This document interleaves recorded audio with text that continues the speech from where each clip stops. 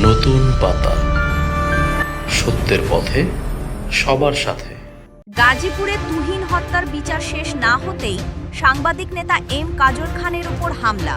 11 জুলাই শনিবার রাত 11:40 গাজীপুর মহানগরের বাসন থানা চৌধুরীবাড়ি এলাকার শোভন চৌধুরী কমপ্লেক্স অবস্থিত গাজীপুর জেলার রিপোর্টার্স ইউনিটির কার্যালয়ে অফিস শেষ করে বাড়ি ফেরার পথে এম কাজল খানের ওপর একদল সন্ত্রাসী হামলা চালায়।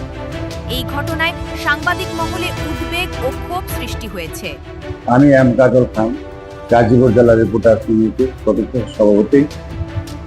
মাদক এবং সন্ত্রাসের বিরুদ্ধে আমি প্রতিবাদ করতে যাওয়ার কারণে আমাকে হামলা করা হয়েছে। এবং যারা হামলা করেছে আমাদের এই পার্শ্ববর্তী যারা আমাদের পাশে থাকেন তারাই। দুজন আসামি অলরেডি আমি নাম বলছি, সেটা হলো একজন ধরা পড়েছেন আলহাজ হাবিবুদ্দিন চৌধুরী, এবং নয়নকে ধরা যায়নি, তাকে বের করে দেওয়া হয়েছে। আমি দেশ ও জাতির কাছে এবং আমার সহযোদ্ধা গণমাধ্যমের কাছে বিচার চাই, এই সুষ্ঠু বিচার এবং তদন্ত করে আপনারা বিচার করবেন।